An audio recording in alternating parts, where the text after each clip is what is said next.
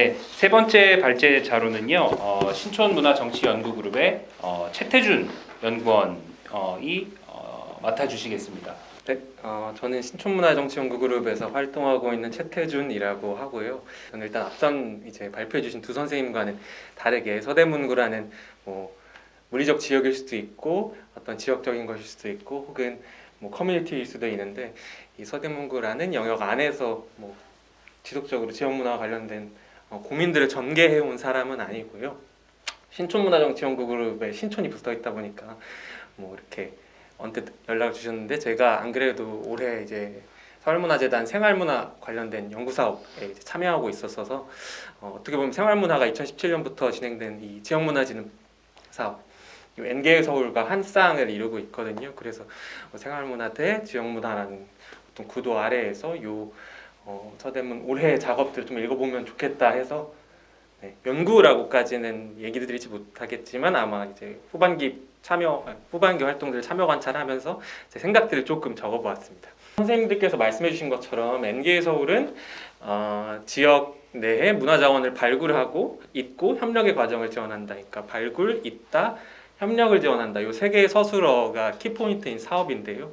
그렇다 보니까 이 세 개의 서술어만을 어떤 요건으로 제시하고 있기 때문에 사실 광역에서 지역으로 내려보낼 때 사업이 엄청나게 구체적으로 구도화돼 있다기보다는 지역 자치구 내에 자율성을 최대한 부과하는 사업이라고 평가되긴 합니다. 그래서 성현주 선생님 연구자 같은 경우에는 이게 기능적인 분권을 보여주는 사례다. 그리고 장성리 연구단 같은 경우에는 이게 다양한 색채들로 자체적으로 사업을 꾸릴 수 있게끔 하는 되게 좀 광역과 자치구가 수평적인 관계를 맺는 사례다. 이렇게 얘기를 하기도 합니다. 정리해보자면 이 N개의 서울의 특징은 편달되는 게 아니다. 그리고 특정한 정책 대상 상정하고 지역적인 목표 선정해 두는 게 아니라 일종의 광역이 지닌 자원을 자치구에 분배하는 정책으로서 의미를 하나 지니고 있고, 그리고 이제 지역문화진흥법이 2014년도에 이제 됐는데 이후에 이제 문화도시도 있고 여러 가지 강한 인력을 지닌, 그러니까 강한 힘을 지닌 사업들이 생기게 되는데요. 그와 동시에 지역문화재단들, 자치구문화재단들이 쭉 생기게 됩니다. 이 자치구문화재단들과 스킨십을 가져가는 사업이라고 얘기되기도 합니다. 근데 이 자율적인 정책이 다시 말해서 잇고 발견하고 협력을 지원하고 이 자율적인 정책이 사실은 이제 지역에 내려와서 현장의 담당자들한테는 어느 정도 다른 사업들과의 관계 속에서 사업 대상이나 사업 방향의 틀거리가 이미 정해지기도 합니다. 예컨대 너무 자연스러운 결과이기도 한데요. 예컨대 생활문화 정책 같은 경우에는 초기 특히 2017년도 모델 같은 경우에는 구체적으로 동아리를 사업 대상으로 딱 설정했었고요. 일반 시민 따옴표를 굳이 얘기하자면 일반 시민을 설정한 사업들의 존재는 외려 이제 지역문화재단이나 혹은 지역에 있는 문화기관이 이 사업의 위치를 조정할 때 이거는 그럼 좀 더 문턱이 있는 사업 혹은 좀 더 전문성 혹은 지역 전문예술인을 위한 사업 이렇게 조정키도 합니다. 그래서 사실 정리하자면 굉장히 자율적인 모습을 하고 있지만 자치구 담당자가 현장에서 사업을 조정하면서 이 N개의 서울을 정책 대상자에 따른 구분으로 딱 결정하기도 혹은 딱 이렇게 톡 틀어버리기도 한다는 거죠. 이거는 너무 공공의 예산을 조금 더 고르게 분배하기 위한 고민이기도 하고요. 정당한 과정이라고도 생각되기도 합니다. 그래서 어쨌든 이렇게 지역문화 사업이 전문예술인 대상의 사업으로 서울 안에서 특히 N개의 서울이 그렇게 현시되는 과정은 의도의 오해다 아니면 이게 의도대로 된 거다 이런 것보다는 실상 앞선 다른 문화 정책들 예술교육이나 생활문화나 이런 것들과의 관계 속에서 자치구 담당자가 결정할 수밖에 없는 요 광역이 설정한 체계가 주요한 요인이기도 하다. 요걸 앞에 한번 말씀드리고 싶고요. 그리고 지역문화에 관련된 저 같은 경우에 괴담 같은 것들을 여러 곳에서 듣게 되는 거예요. 사업이 편성되면 지역에 있는 문화주택 찾아서 투입하고 결과 산출하고 보고서 올리고 예산 내려오고 문화주택 되고 안 되고 이런 식의. 근데 사실 요 사업 들었을 때도 어쨌든 지역문화 활성화 들으면 안 좋은 저 같은 경우 부정적인 인상. 특히 그렇게 지역의 어떤 상품화에 용이한 미학적 대상으로 지역의 어떤 무언가를 딱 환원해서 파는 그런 사업을 사실 상상하긴 했는데 N개의 서울은 여러분 다 알고 계신 것처럼 그거랑 조금 다른 사업이었죠. 그리고 저한테 재밌었던 건 N개의 서울이고 지역문화 활성화 사업이지만 지역이나 지역문화라는 특히 올해 같은 경우에는 개념이기도 하고 고민이 그렇게 전경화되지 않는다, 전면에 드러나지 않는다가 재밌었습니다. 그러니까 내가 겪고 있는 문제를 해결하는 방식으로 프로젝트를 소화했다라는 게 저한테 재밌었고, 뭐 엄마가 즐거울 수 있는 순간을 발견하고 싶다, 규범적인 밥 먹는 문화, 식문화 너머의 삶의 방식을 좀 공유하고 싶다, 강아지를 키우며 겪는 일상에 관해서 좀 더 기록하고 싶다, 혹은 예술인으로서 내가 이행 단계에 있는데 이 불안정성을 다른 사람들과 만나서 교류하면서 극복하고 싶다. 코로나19 이후에 새로운 연결될 수 있는 방법들을 뭐 비대면이든 어떤 다른 매개든 해서 고민하고 싶다. 뭐 이런 이야기들에서 출발한 프로젝트들이 많았는데요. 코로나라는 국면적 요인이 뭐 작동한 것도 있었고, 이행기라는 시기적인 요인이 크게 작동한 것도 있었지만, 넓은 차원에서는 이게 뭐 오늘날 일상이나 문화에 대한 각본, 그러니까 문화적 각본이라고 하는데, 삶의 방식들이 되게 협소함으로부터 갈증을 좀 느끼고 이를 극복하기 위한 뭐 실험적 프로젝트일 수도 있고, 실험적이라는 단어가 좀 부정적이라면 어쨌든 이를 극복하기 위한 어떤 행위일 수도 있는데, 그런 프로젝트들이 많았다라고 생각됩니다. 근데 사실 일상이라는 단어는 지역 문화랑 사실 분리 가능한 단어는 아니긴 해요. 왜냐하면 문화라는 단어를 특히 요 문화정책, 지역 문화나 생활 문화가 기본하고 있는 그 문화정책 패러다임, 문화민주주의나 뭐 이런 패러다임 안에서는 뭐 삶의 보편적인 양식, 총체적인 양식으로서의 문화, 레이먼드 윌리엄스라는 뭐 영국의 학자가 얘기한 그런 방식을 따르는데, 거기 일상은 사실 정확히 포개어지는 개념이기는 하죠. 그리고 지역이라는 개념 역시도 오늘날에는 특히 문화정책 안에서의 지역이란 건 문화민주주의 같은 요 두 지역 문화랑 생활 문화를 이끄는 패러다임 안에서는 지역도 개인이랑 상호 구성적인 관계에 있다, 이렇게 얘기를 하거든요. 그러니까 이거 뭐 문화지리학 이런 데 안에서 상호관계의 산물이다. 그래서 일상은 항상 지역 안에서 이루어지고 지역도 일상생활의 어떤 행위들을 통해서 바뀐다. 너무 당연한 얘기는 한데, 저한테 굉장히 궁금했던 건 이게 되게 인접한 개념이고 비슷한 개념들인데, 근데 왜 이 사람들은 일상 얘기할까, 그 지역도 문화도 일상도 사실 다 포개어지는 영역들이 있는데, 이분들이 왜 일상이란 단어에 더 가깝게 얘기할까, 혹은 일상이란 단어로 나를 설명하는데 편하게 느낄까, 이게 좀 포인트라고 생각하고, 이거는 뭐 좀 다른 고민들을 여기 자리 이후에도 좀 얘기해봤으면 좋겠다는 생각이 들기도 해요. 뭐 예를 들어서 지역이랑 활성화가 결합할 때 어떤 피로감 때문에 나는 일상을 더 선호할 수도 있고, 서울이라는 도시 공간 자체가 사람이 이제 생활을 보냈는데 자치구들 간의 거리도 좁고 되게 유동적으로 보내기 때문에 내가 일상을 얘기하는 게 훨씬 더 편해서, 혹은 서대문행 같은 경우에는 사업 주체들이 활동하는 사람도 있고, 서대문에서 거주하는 사람들도 있고, 거주 활동에 일치하는 사람들도 있고, 뭐 여러 가지 이유들이 있을 것 같아요. 근데 일상이라는 개념이 어쨌든 중요하게 거론되는데, 이 일상이란 개념이 오늘날 문화정책에서 중요하게 등장하는 어떤 맥락들이 있거든요. 90년대 이후에 개인적인 것과 사회적인 것, 뭐 이런 것들 구분이 무하다, 정치적인 것과 문화적인 것, 이거 구분하는 거 옳지 않다.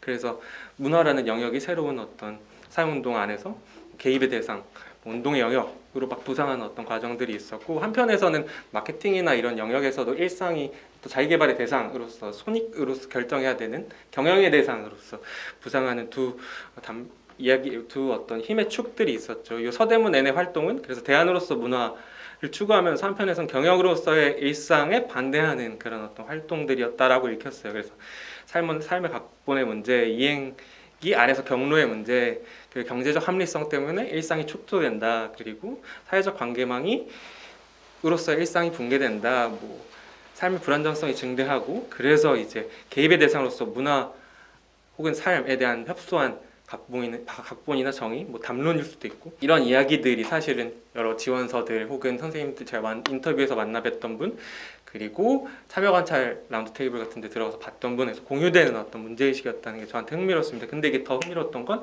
이게 완전히 생활문화정책, 특히 2.0 생활문화정책이 자신의 당위를 구축하는 어떤 왜 생활이 중요한가 정확히 일치하기 때문이죠. 그러니까 다시 말해서 일상의 축소, 그리고 대안으로서의 일상, 이 두 개념이 사실 생활문화라는 지역문화의 어떻게 보면은 쌍처럼 나눠져 있는 쌍둥이 개념이 문제의식이 기반한 것과 사실 유사하고, 이들의 활동 양상도 사실 유사하다는 거죠.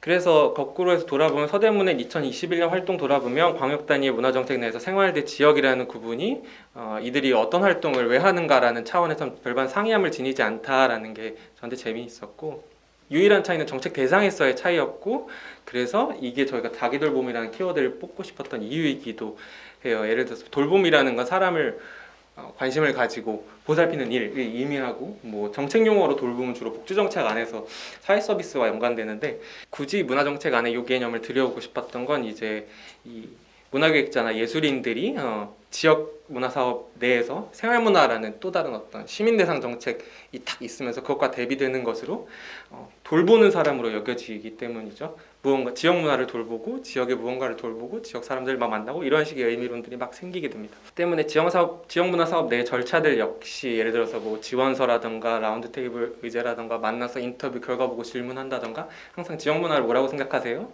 지역 문화를 뭘 찾으셨어요? 이런 게 항상 꼭 들어가게 되죠. 이때마다 좀 난감한 경험에 처하셨던 분들이 좀 많을 것 같은데, 저도 이제 어디서 이런 말을 듣게 되면 되게 뻔한 얘기밖에 못 하게 되고, 사실 난 지역에 이제 사는 것밖에 없는데 뭐 이런, 특히 서대문구는 내가 실제로 감각하는 뭐 장소라기보다는 공간이라는 물리적 개념에 좀 더 가깝잖아요. 뭐 우연적 계기로 난 활동했을 뿐인데 뭐 이런 식으로 말하거나 억지로 답을 짜내는 뭐 그런 모습을 마주하기도 합니다. 그래서 뭐 생활문화랑 지역 문화랑 완전히 겹쳐졌어? 뭐 이게 서울시 안에서 2017년도에 둘 다 시작돼서 쭉 내려왔는데, 이게 완전히 일치해서 그렇진 않는데요. 왜냐하면 생활문화 정책 같은 경우에는 이게 앞서 말씀드린 것처럼 요거랑 사업 구도가 되게 비슷하고 공유되는 것처럼 문화민주주의적 측면, 문화를 매개로 생활의 어떤 문제들을 해결하거나 혹은 생활 영역 축소에서 사람들 축소에 따라서 요 대응하기 위해 사람들 만나서 모여서 뭔가 하는 거 지원한다, 이런 맥락 지니는데, 한편에서 이게 문화민주화적 측면 지닌다 하고 되게 비판을 받았거든요. 양적 규준이 작동했고 생활문화 같은 경우에는, 그리고 대상과 활동에 대한 협소한 정의, 뭐 장르와 동아리일 수도 있겠죠. 그게 초기에 막 이제 문제가 됐어요.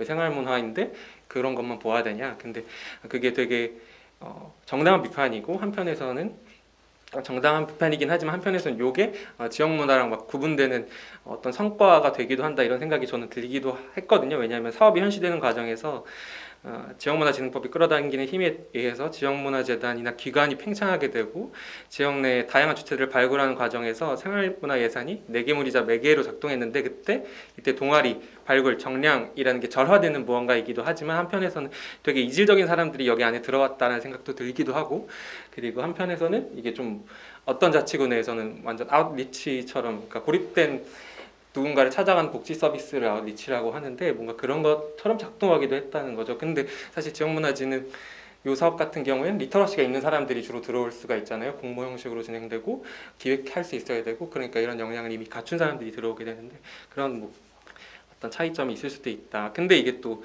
광역 단위로 올해 뭐 블랭크 사용 사업이라는 걸 생활문화에서 했는데, 여기서 들어오신 분들은 기획자나 예술인들이 많거든요. 근데 사실 그래서 그 둘 구분이 흐려지는 있고, 서울문화재단에서도 이제 그 두 개념을 구분해서 정책을 이제 광역에서 자치구로 혹은 광역에서 수행하는 거에 대한 문제의식이 있으시고, 그걸 또 통합하거나 어떻게 이걸 두 개념을 좀 정의해야 되지라는 고민이 있는 것 같아요. 그래서 이제 지역문화 사업에서 그럼 지역은 아예 없었냐라는 이제 말씀 또 하실 수 있고, 저도 이제 그런 고민도 하게 되는데, 서울 안에서는 특히 더 어려울 이런 얘기들이 많이 나올 것 같아요. 왜냐하면 지역문화 정책 필요성 얘기할 때 뭐 지역 간 자치구간의 격차의 유무, 자치구간에 투입하고 산출해서 나오는 결과로서 어떤 정책의 효과 같은 것들이 중요한 요소인데, 이 서울 같은 경우에는 자치구간의 거리가 좁고, 사실 그것을 적용해서 다른 지역에서 지역문화가 있는 것처럼 활성화되거나 혹은 지역문화 사업이 현시되거나 힘을 얻거나 당위를 얻거나 이런 것과는 다른 어떤 맥락을 지니잖아요. 저도 보면 이 활동하셨던 분들, 그리고 라운드테이블 참여하면서 인터뷰에 참관하면서 이따금씩 지역에 관한 지역이라고 얘기하면 서대문보다는 좀 더 장소라는 개념에 가까운, 그러니까 장소랑 공간이랑 구분이 있는데, 공간은 주로 물리적인 것보다는 관념적이고 추상적인 것을 공간이라고 얘기하고, 물리적으로 나한테 와닿을 때, 경험됐을 때 그것을 장소라고 얘기하기도 하거든요. 그래서 장소를 만드는 일이 정체성을 만드는 일에 중요하다, 뭐 이런 문화연구나 혹은 문화정책 안에서 지역문화 당위를 주장하기 막 이야기하기도 합니다. 무튼 그래서 자연스레 이제 참여자들이 얘기한 건 뭐 장소화된 무언가들, 동네, 마을, 장터, 안산, 홍제천 이런 것들이었고, 그래서 이것들을 이제 정리하기 위한 사업으로 지역문화 기관에선 주로 지도 만들기나 인터뷰를 하잖아요. 그래서 이 인터뷰들 그리고 병렬적으로 쭉 나열하는 방식으로 이제 뭐라고 해야 되나, 정리를 하죠. 이게 좀 되게 그렇게 병렬적으로 나열하는 게 의미가 있다고 생각하는 게, 왜냐하면 지도 만들기 같은 경우는 평면 위에 점을 찍어서 여기 사람이 있다라는 걸 알려주고 언제든 가서 뭐 만날 수 있고, 그리고 인터뷰를 병렬적으로 슉 제시하는 건 이게 하나의 경험이나 하나의 관점으로 지역성이나 이런 것들을 정의하지 않는 거. 이거는 뭐 이질성, 혼종성, 그러니까 오늘날 뭐 도시 연구나 뭐 문화 연구나 혹은 도시 정책에서 되게 중요한 그런 것들을 뭐 따르는 것이기도 하죠. 그래서 이런 작업들을 보면, 지역문화기관에서 수행하는 걸 보면 뭐 모자이크나 아카이브라는 개념, 되게 이질적이고 혼종적인 문서고처럼 정리를 하는 모습들을 자주 보곤 하는데, 그게 굉장히 의의가 있다고 생각해요. 한데 뭔가 이것들을 좀 관점을 가지고 해석하거나 비평하는 작업이 있을 때, 이때 이제 지역문화라는 개념을 얘기할 수 있지 않나 싶어요. 그러니까 예를 들어서 각각의 작업들을 정리하고 비평하고 해석하고 연구하는 마지막 단계에서 지역문화가 정경화되고, 그것에 대해서 어떤 담론을 얘기할 수 있는 것이, 정책이 현시되는 과정에서 지역문화라는 건 굉장히 상징적인 것보다는 담론적인 것, 구체적인 것보다는 추상적인 것.